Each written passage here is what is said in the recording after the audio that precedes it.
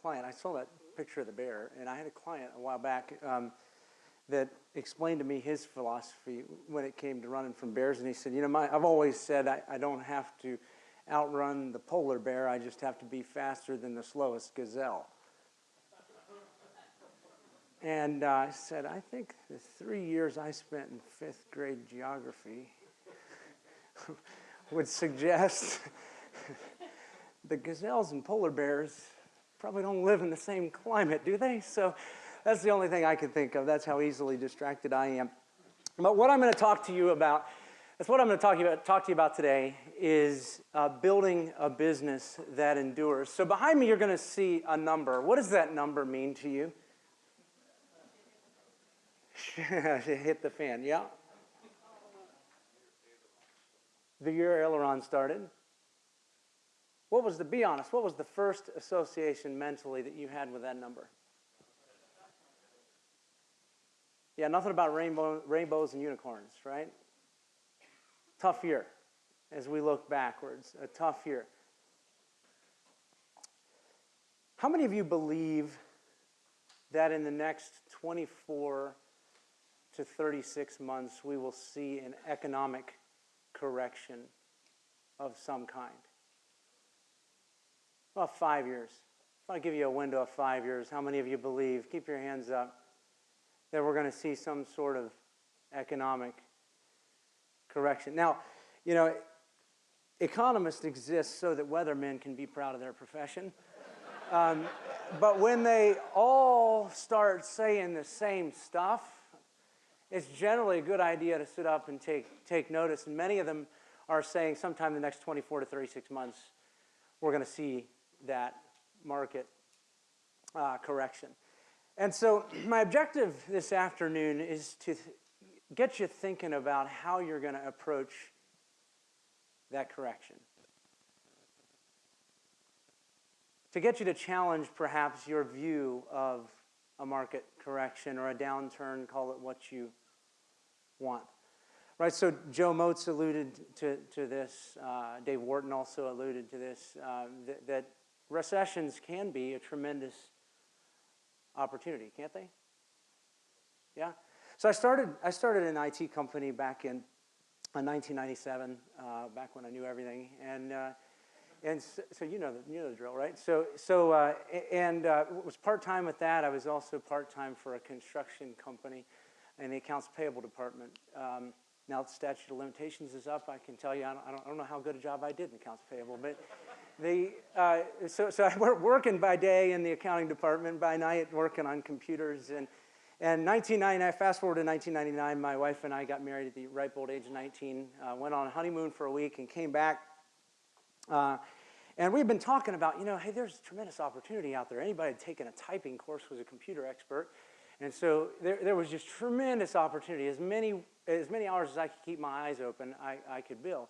Now, I don't have any rich uncles, and so if I wanted to build a company, it was going to be, and I needed $1,000, I was going to have to start with $100 I had, figure out a way to turn it into $1,000. And so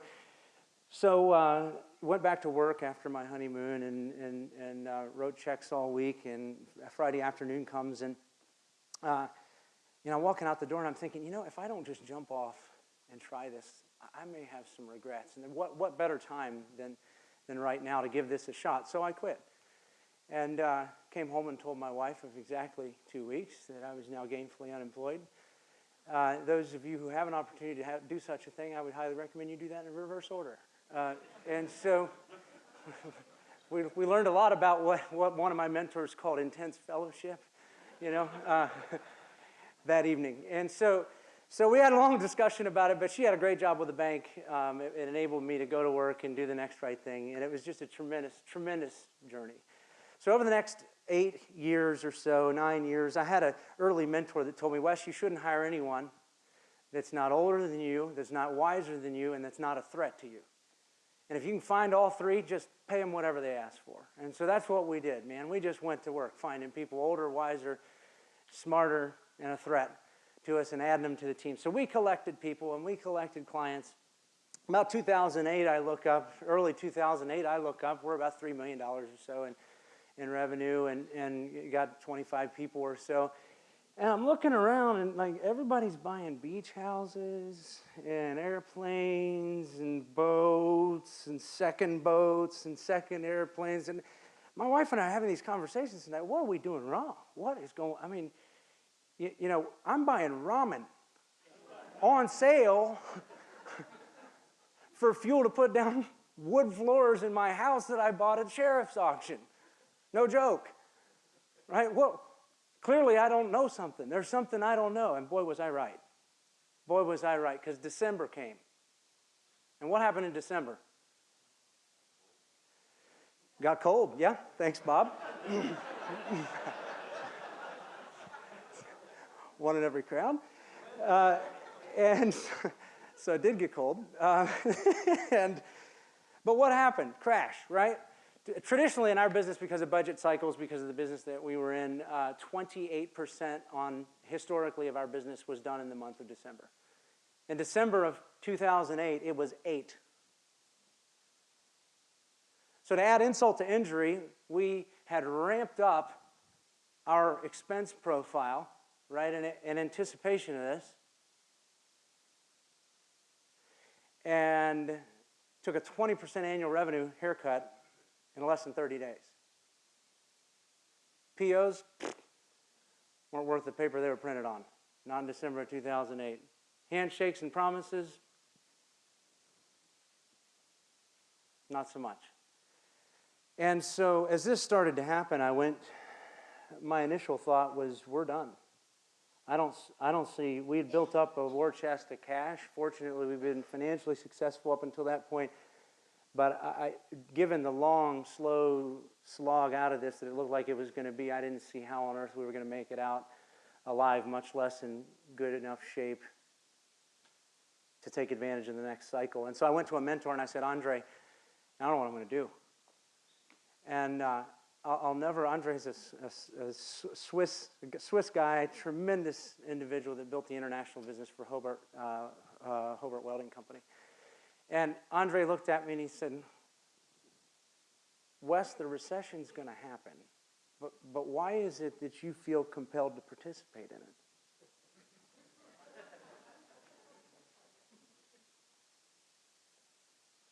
And I said, how do you answer it? I don't know. Up until that point, I hadn't even realized that I had agreed to participate, right? And so it's like, gosh, but what he knew is that opportunity lies at the heart of trouble. Every time there's trouble, there's tremendous opportunity. And whether we see trouble or whether we see opportunity, whatever we see, it depends mostly on what we look for. Perhaps Warren Buffett said it best in his 2004 letter to shareholders. He said, I would advise them they would do well to be fearful when others are greedy, and greedy only when others are fearful. Now, he was talking about day traders and market timers in that particular context, but he's used that sense in 2008. I think he used it again. And he attributes much of his success to his ability to conserve capital, much like Dave was telling you earlier, conserve capital so that he can buy, I think he said, you know, whether it's stocks or socks, I like to buy quality merchandise when it's on sale. And so what Andre knew was this principle, and he said, Wes, this is going to be counterintuitive, but you need to get ready to spend money. Well, part of that's true. It's counterintuitive, you know. And so what I want to share with you just a bit is kind of the story. So I'm going to show you visually kind of what happened to my own company through a period of 15 years or so. Is that okay? All right. So let me show you when you fully adopt this, because this is the message. This became the battle cry. This became the message of the organization as we headed into that recession, is that the harvest is plenty, the workers are few, guys. We're the workers. We're going after it, right? We're going to spend, we're going to get ready, because this is going to come roaring back eventually, and we're going to be ready for that. And so the first line I'm going to show you here is our sales line. No shock, right? So we had 2005, 6, 7, nice steady growth. Boom, the crash of 08, flatlined for a few years, and then you'll see that hockey stick effect kicked in, right? Well, the harder part was our cost line looked like this. And let me tell you, talk about bears in woods, right here, right? All right, so I would go back to the board. We built a board in mid-2009, and I would go back to the board, and I was like, are you guys sure this is still a really good idea? Because I'm just watching balances go down, and revenue stay flat. And I was like, you know, how long do you do this? And their only answer was long enough. Thanks. You know? All right? But what happened in their infinite wisdom, and I was blessed with a tremendous board, in their infinite wisdom, what they saw, that if you continue to invest, because we doubled down, baby. We invested in process. We invested in people that we would never in a million years have had access to. We invested in technology to drive down our overall cost of doing business. Basically, if something would help us do better quality work in less time with the same amount of people we were in, we'll find the money. The board repeated over and over to me that, Wes, you need to be prudent, and that doesn't mean cheap. Prudence is simply saving where you can so that you can spend where you should. Prudence is buying ramen while other people are buying sailboats.